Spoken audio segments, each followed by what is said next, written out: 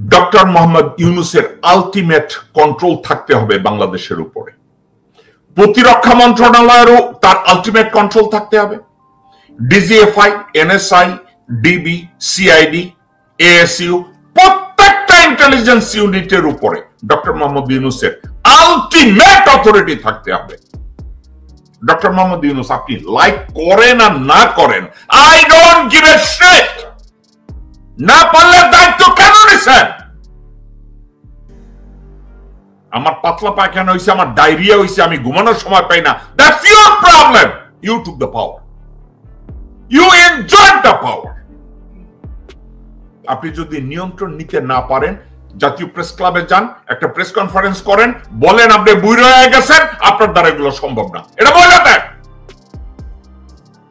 You have to say ইট। আপনারা যদি general ওয়াকারের মতো কুত্তার বাচ্চা মির্জাফর আপনাকে যদি বলে যে আপনাকে দায়িত্ব পালন করতে দিতেছে না, জাতীয় প্রেস ক্লাবের সামনে গিয়ে কথাটা বলেন যে কুত্তার বাচ্চা আমাকে দায়িত্ব পালন করতে দেয় না, এই কুত্তার বাচ্চা আমাকে ইন্টেলিজেন্স রিপোর্ট দেয় না, এই কুত্তার বাচ্চা আমাকে আনসার ভিডিপি আমার নিয়ন্ত্রণে আনতে দেয় না, এই কুত্তার বাচ্চা র্যাবের দায়িত্ব আমার উপরে দিতে চায় না, এই কুত্তার বাচ্চা আর্মিতে ম্যাজিস্ট্রেসি পাওয়ার নিয়ে সে তার দায়িত্ব পালন করে না, এগুলো বলেন। আপনি এগুলোও বলবেন না, আপনি আলটিমেট দায়িত্বও নিবেন না, আপনি ধাম করে উঠা বলবেন ফেব্রুয়ারিতে আপনি ছোট জগন্নাথ খান আপনি একখান নির্বাচন দিবেন। এটা কি সুষমা স্বরাজ পাইছেন নাকি বাপদাদার জমিদারি পাইছেন? এই ভারতীয় তল্পি বাহক এবং ওয়াকারের পা চাটা জুতা চাটা একটা হারামজাদা আছে যাকে রাওয়া ক্লাবের প্রেসিডেন্ট বানাইছে। দেখেন এই হারামখোর কি বলে। এবং ওয়াকারুজ্জামান না থাকলে মেসাকার হয়ে যেত দেশটা, এবং সেই পরিস্থিতি সামাল দেওয়ার মতো কেউ থাকতো না। ইন্ডিয়া এসে চিরদিনের জন্য এই দেশটা দখল করে ফেলতো। আপনি যেই জায়গায় বসে আছেন এখানে একটা রাম মন্দির থাক, রাম মন্দির হয়তো প্রতিষ্ঠিত হয়ে যেত বাই দিস টাইম, বাইতুল মোকাররম মসজিদ ধ্বংস হয়ে সেখানে রাম মন্দির তৈরি হতো, এই অফিস থাকতো না, কোনো মিলিটারি ক্যাম্প, কোনো ক্যান্টনমেন্ট থাকতো না। সেই ভয়াবহ অবস্থা থেকে রব্বুল আলামিন এই বাংলাদেশকে রক্ষা করেছেন। এবং অবশ্যই আমরা জাতি হিসাবে যদি সত্যিকারের কৃতজ্ঞ জাতি হয়ে থাকি, জেনারেল ওয়াকারুজ্জামান মানুষের মনের কোঠায় চিরদিন একটা মূল্যায়িত হবেন একজন অসাধারণ মানুষ হিসেবে। কর্নেল হক, আমার কাছে লজ্জা লাগে আপনার মতো একটা হারামজাদাকে আমি ইন্টারভিউ করছিলাম। আপনার মতো একটা বেল্লিক, একটা চুতিয়া, একটা বান্দর, একটা স্বার্থপর, একটা পাচাটা হারামজাদাকে আমি আমার টিভিতে এসে আমার শোতে আপনাকে আমি ইন্টারভিউ করছিলাম। আপনি 2 টাকার একটা চেটের বাল। আপনি ওয়াকারের পা চাটার জন্য জিব্বাটা 24 ঘন্টা বাইর করে রাখেন, ওয়াকার কখন পেশাব করবে এবং ওটার উপরে আপনি একটা চাটা দিবেন। এবার লজিক্যালি আসি, আপনি বলছেন 5ই আগস্ট ওয়াকার না থাকলে দেশে একটা ম্যাসাকার হতো। হক, আপনি আমাকে কয়েকটা প্রশ্নের জবাব দেন। প্রথম কথা, শারীরিকভাবে হক একজন সোলজার হওয়ার সক্ষমতা নাই, সে আনফিট। কারণ তার ওপেন হার্ট সার্জারি হয়েছে, সে ফিজিক্যালি আনফিট, সে দৌড়াইয়া ফিজিক্যালি পাস করতে পারবে না। মেন্টালি সে বিকলাঙ্গ, কারণ মানসিকভাবে ওপেন হার্ট করার পরে, তার বউয়ের লাত্তিগুতা খাওয়ার পরে, হাসিনার লাত্তিগুতা খাওয়ার পরে সে এখন কোনটা পানি আর কোনটা গরুর মুত এর ডিফারেন্সিয়েট সে করতে পারে না। আরেকটা কথা, কিংস কলেজে সে লেখাপড়া যে করছে তাকে বলছে ওই ভর্তি পরীক্ষায় সে ফেল করছিল, ওখানে ডোনেশন দিয়ে ওই হারামজাদাকে ওখান থেকে পাস করানো হয়েছে। গেল ওয়াকারের যোগ্যতা অযোগ্যতা। আরো একটা কথা, ওয়াকার যে এখন ইউনিফর্ম পরে পাবলিক ফোরামে গিয়ে সে জাতীয় রাজনৈতিক নেতাদের মতো ভাষণ দেয়, আর্মির কোন রুল এটাকে ব্যাকআপ করে? হক, হক আপনি কি আরেকটা কথা আমাকে বলবেন?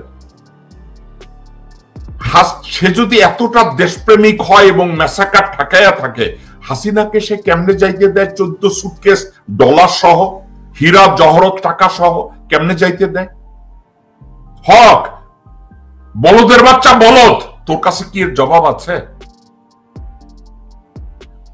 ওয়াকার যদি এগুলো থামায়া থাকে, 626 জন ডেজিগনেটেড ক্রিমিনাল কি করে সেনাবাহিনীর মধ্যে আশ্রয় পায়, আতিথ্যতা পায় এবং গোপনে রাতের আধারে দিনের আলোতে তাদেরকে পার করে দেওয়া হয় দেশের বাইরে যেতে? কি করে হয়? হক কয় টাকা খাইছো? হক রাওয়া ক্লাবে তোরে নির্বাচন করাইছে, হয় তুই কিছু খাইছিস, নতুবা কোনো মাইয়া সাপ্লাই দিছিস, নতুবা ওয়াকারের পাচারছিস। কোনটা? মাথায় টুপি দিছিস, তুই দাঁড়িয়ে রাখছিস, তুই দাড়িটারে তো অপবিত্র করে দিছিস, দাড়িটারে অসম্মান করছিস। তোর মতো লোকজনদের জন্য ধর্মপ্রাণ মুসলমানদের দাড়িকে মানুষ অসম্মান করার সাহস পায়। হক তুই কে?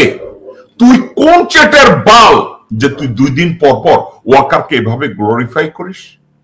ওয়াকারের কি যোগ্যতা আছে বাংলাদেশে? তোরে বলি কর্নেল হক, একটা কথা তোকে বলি, তুই কান খুলে শুনে রাখ। বাংলাদেশের স্বাধীনতার পরে প্রথম একটা জঙ্গি গোষ্ঠী বাংলাদেশে সশস্ত্র জঙ্গিবাদ করেছে, সেটা হচ্ছে সন্তুল লার্মা, পার্বত্য চট্টগ্রামে ভারতের সহায়তায়। এবং কর্নেল হক, বাংলাদেশে হাসিনা পালাইয়া যাওয়ার থেকে শুরু করে আজ অবধি বাংলাদেশে যত প্রকার অস্থিতিশীল পরিস্থিতি তৈরি হয়েছে, এর প্রত্যেকটা পিছনে ওয়াকার। মেজর সাদেক কি করে 198 দিন ইউনিট থেকে অনুপস্থিত থেকে ছাত্রলীগ যুবলীগকে ট্রেনিং করায়? হক তোর কাছে এটার জবাব আছে? হক তোর কাছে জবাব আছে কিনা? কোন জায়গায় জবাব নাই। হক তোকে যদি লজিক্যালি আমি ইন্টারভিউ করি, তুই তো পেশাব পায়খানা পেশাব করে দিবি। তোর তো ওখান থেকে বেরোনোর কোন রাস্তা নাই। তুই কি মনে করিস যে তুই এভাবে ওয়াকার নামা পাঠ করবি, ওয়াকার তোরে তেলমাইরা তারপরে রাওয়া ক্লাবে সারা জীবন তোরে চেয়ারম্যান হিসেবে রাখবে? কুত্তা বাচ্চা তোরে তো জুতা দিয়া পিটাবে।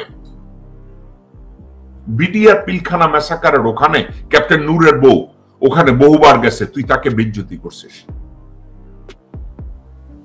ব্রিগেডিয়ার জেনারেল হাসান নাসিরকে পিএনজি করছে, কুত্তার বাচ্চা তুই এইটাকে মার্কেটিং করছিস। মাদার চোদ, তুই ওয়াকারকে গ্লোরিফাই করার জন্য নিজের পাশার কাপড় উদলা কইরা তুই মানুষকে অসম্মান করছিস।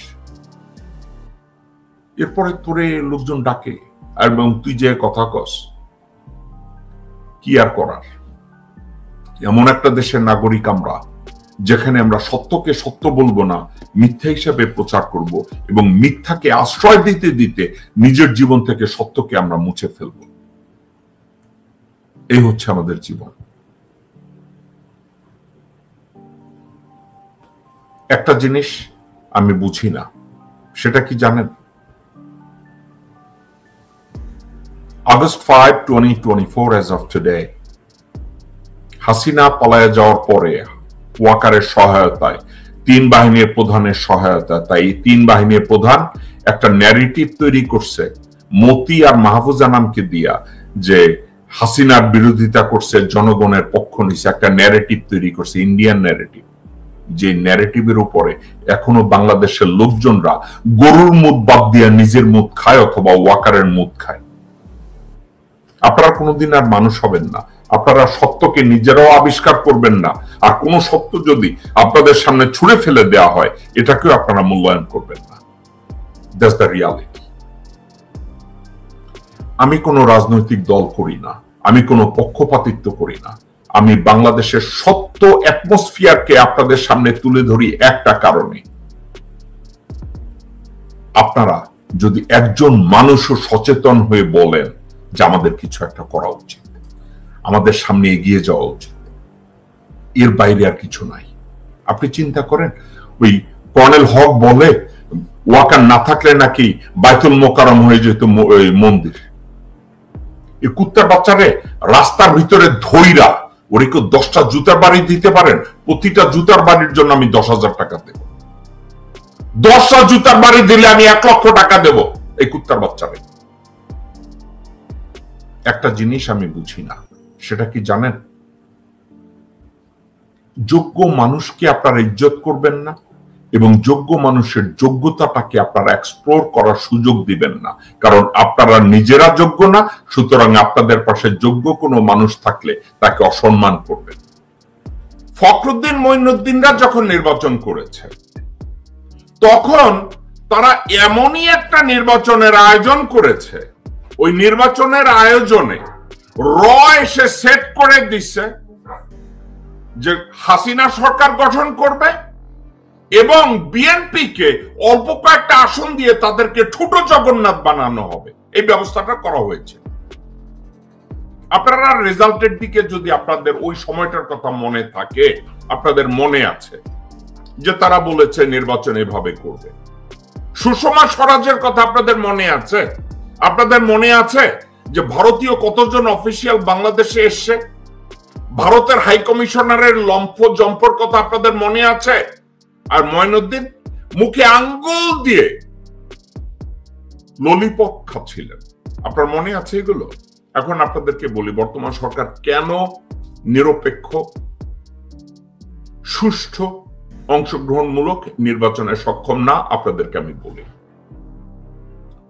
নির্বাচন করতে গেলে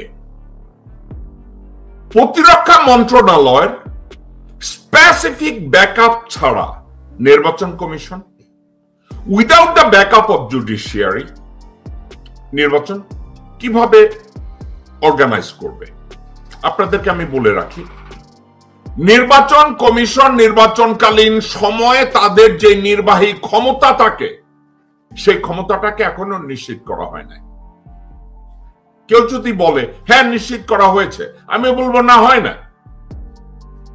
বাংলাদেশের বর্তমান ইন্টেলিজেন্স বর্তমান সরকার প্রধানের কাছে রিপোর্ট করে না। বর্তমান সরকারের যে পুলিশ বাহিনী আছে তারা এবং তাদের ইন্টেলিজেন্স ডক্টর মোহাম্মদ ইউনূসের কাছে রিপোর্ট করে না। আপনারা শুনলে অবাক হবেন যে জাহাঙ্গীরের কাছে রিপোর্ট করে স্বরাষ্ট্র মন্ত্রণালয়, এই জাহাঙ্গীর রিপোর্ট করে ওয়াকারুজ্জামানের কাছে, এবং Wakeruzzaman is the designated individual who is running Bangladesh behind the scene and running a dual government. Who can disagree with my opinion? This is not my opinion. This is the fact. Number 2. Number 3. বিচার ব্যবস্থা যদি ওই সময় নির্বাচন কমিশনকে backup করতে না পারে, আলটিমেটলি কি হবে জানেন? কে কয়টা ভোট পাইছে, জনগণের যে ভোটাধিকার নিশ্চিত করতে হবে, এ কথা কি বলতে পারবে যে হ্যাঁ আমরা ভোট দিয়েছি? না, এটাও বলতে পারবে না।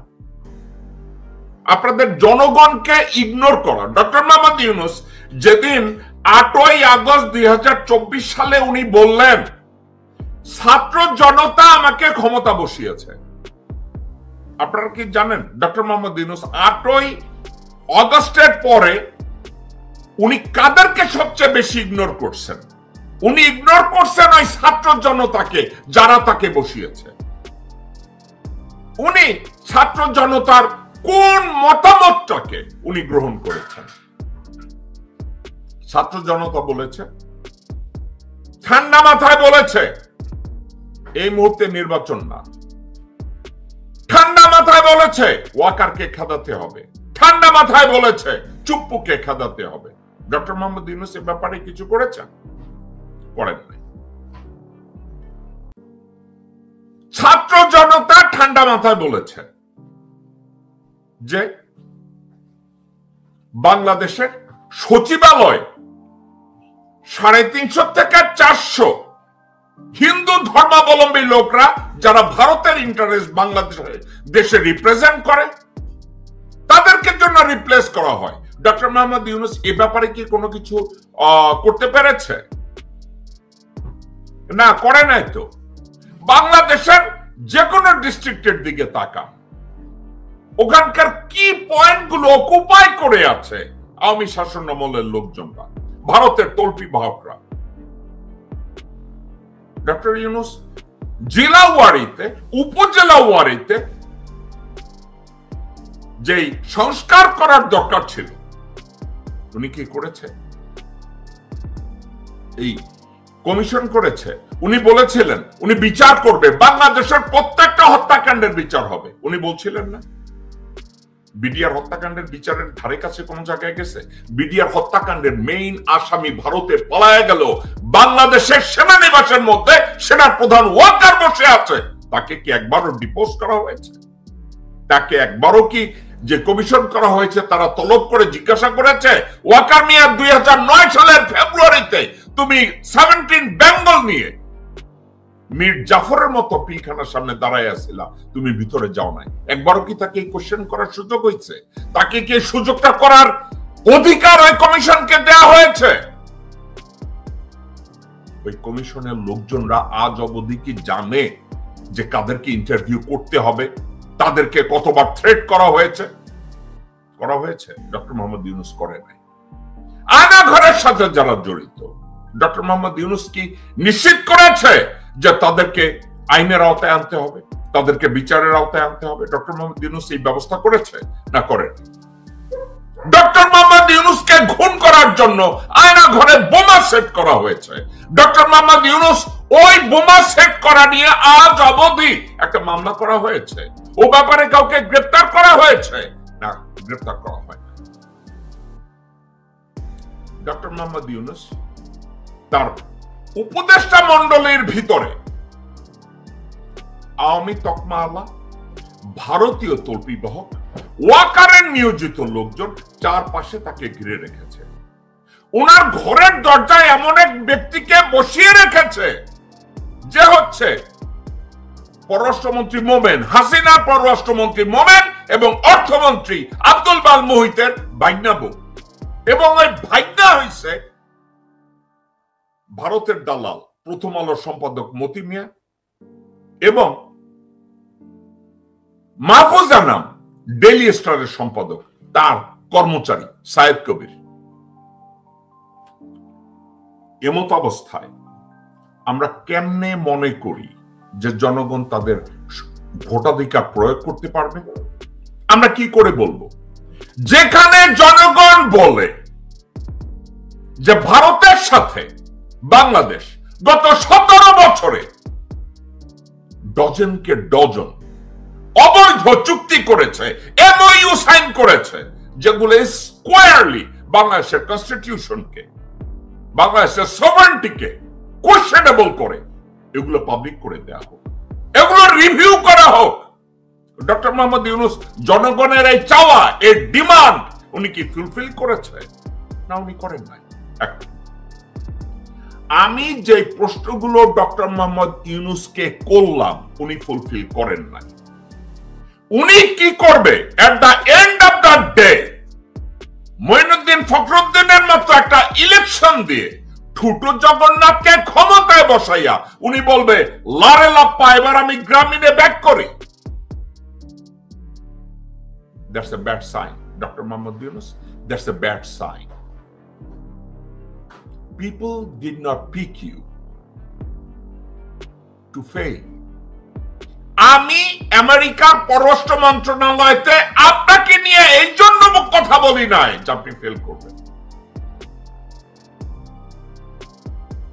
যে মুহূর্তে জনগণ ভোটাধিকার প্রয়োগ করার জন্য ভোট কেন্দ্রে যাবে, সেখানে আর্মির লোকজনরা, র্যাবের লোকজনরা, পুলিশের লোকজনরা, বিএনপির অস্ত্রবাজ চান্দাবাজরা, ছাত্রলীগের অস্ত্রবাজ চান্দাবাজরা দাঁড়ায় থাইকা ভোটারদেরকে ম্যানিপুলেট করবে, বলবে ভোট দেওয়া লাগবে না, ভোট দেওয়া হয়ে গেছে। তাহলে এই নির্বাচনে আমার জনগণ কেন যাবে? তাহলে ডক্টর মোহাম্মদ ইউনূস আপনি ওখানে এসে কি করলেন? ডক্টর মোহাম্মদ ইউনূস আপনাকে ডে ওয়ান যেদিন আপনি দায়িত্ব নিয়েছেন সেই দিন থেকে আজ অবধি আপনাকে একটা কথা বলছিলাম, যা আপনার করা উচিত ছিল তা আপনি করেননি, আর যেগুলো আপনার করা অনেক পরের করার ছিল আপনি কাজের প্রায়োরিটিতে আপনি ফেল করছেন।